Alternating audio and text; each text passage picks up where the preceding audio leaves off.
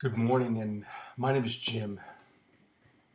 And normally, I just post a bunch of scriptures, Bible verses online daily.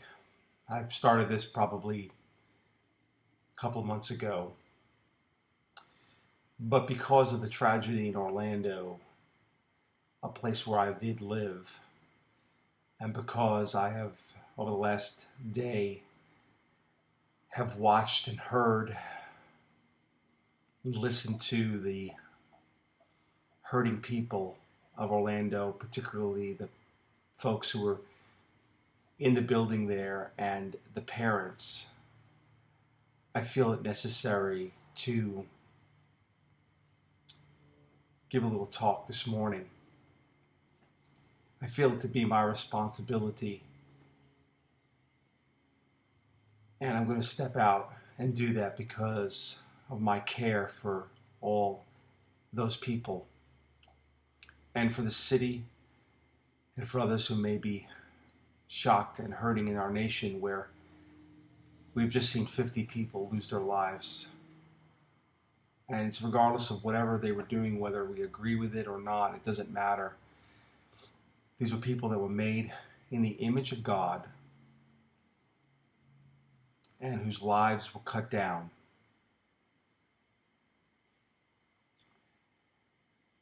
One of the things that I noticed this weekend was vigils.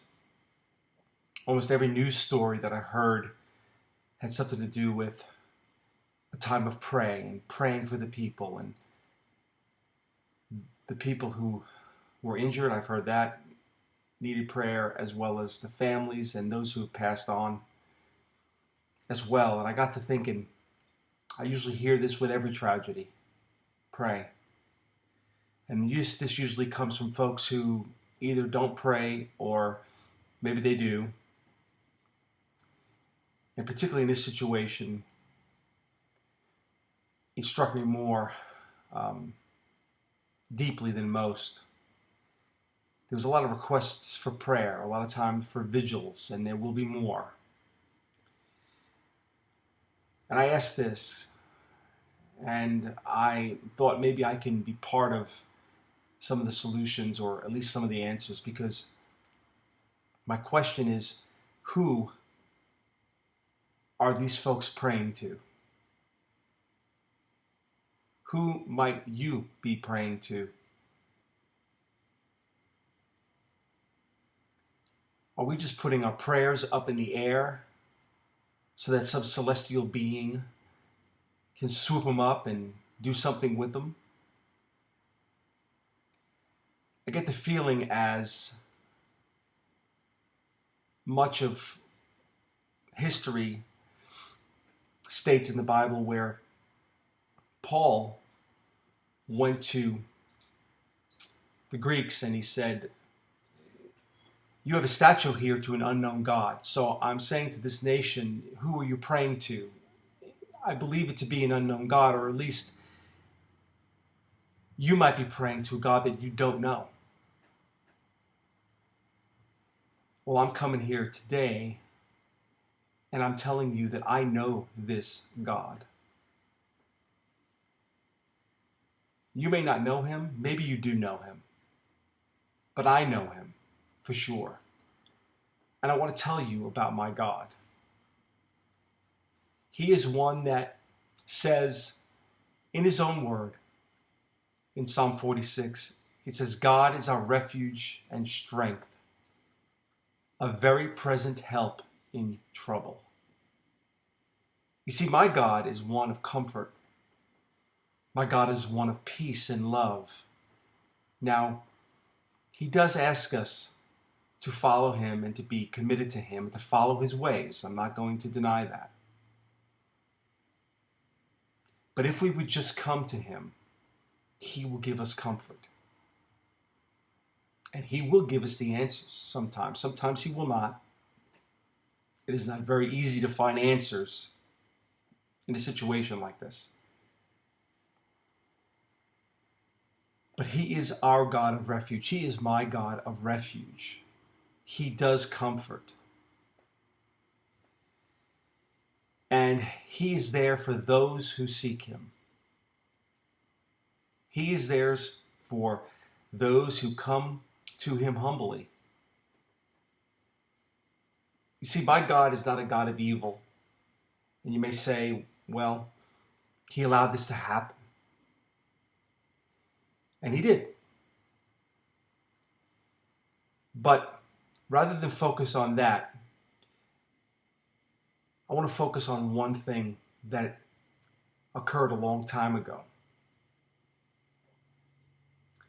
You see, thousands of years ago, God made a place. And he put two people on that place, on that location. And he said, look, I am your source. I am the one you must rely on. I love you and I want to protect you and I want to cherish you and I want to give you all the things that you need. But I have one request. You see this garden? You could eat of any of the trees in this garden, but don't eat of that one tree. Now, I know what you're thinking. Well, I know this story. Well, I ask, do you? You see, he told this to the man and woman who were there in that garden. And then evil came. Let me tell you about this evil. This evil is conscious. This evil is present. This evil is intentional. And this evil will devour. If you do not believe it, look at what happened in Orlando. Look at what happened in France. Look at what happened in San Bernardino. Look what happened in Newtown. Look what happened in Colorado. Look what happens daily in Chicago. Look what happens all the time. Evil's intentional. It is purposeful.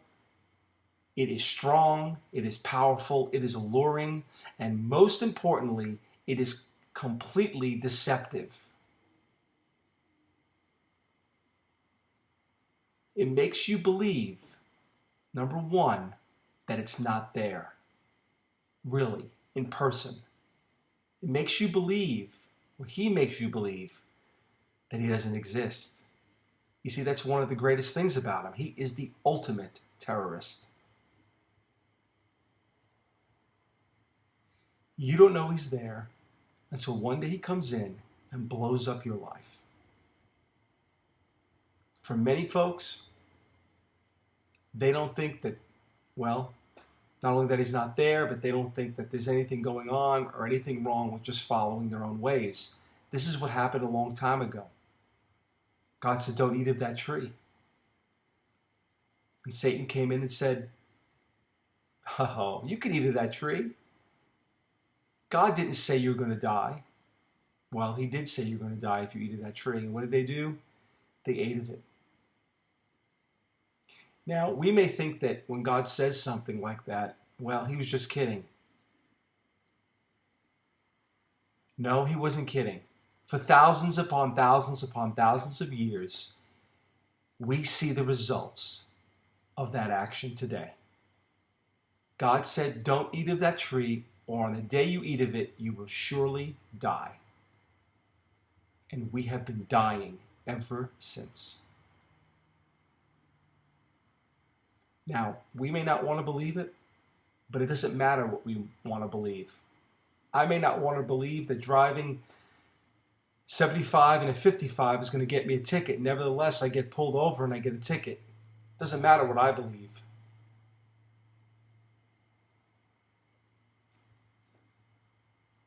So I am speaking to you directly this morning, this Monday morning after this tragedy, and my heart breaks for you, for the people of this nation, for the people of this world.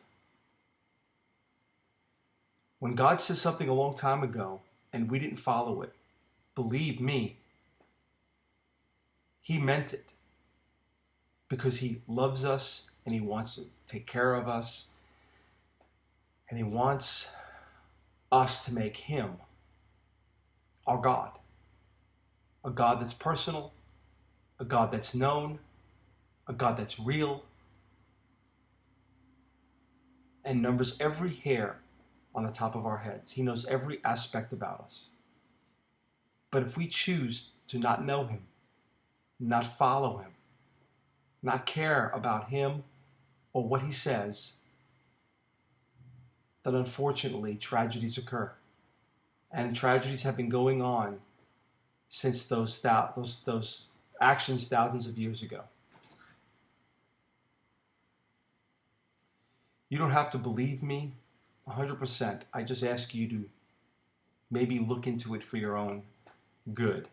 Look into the Bible and see what it says. It's the most incredible book ever written about the most incredible God that there is, the only God.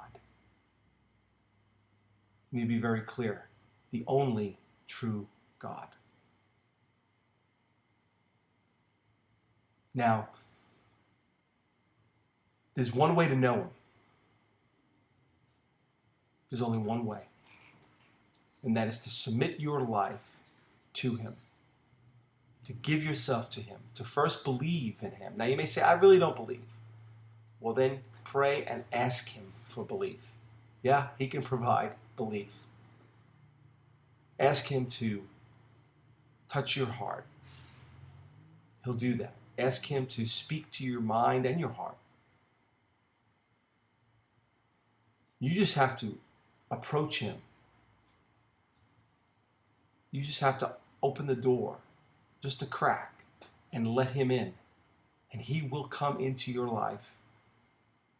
And you must pray and just say, Lord, I give up. I don't know anything about this life. I am so broken and hurt that I need your help. I believe that Jesus is your son, and I want to turn away from my sins, and I want you to show me who you are. And he'll do that. He'll do that. He did it for me. He does it for millions all over the world.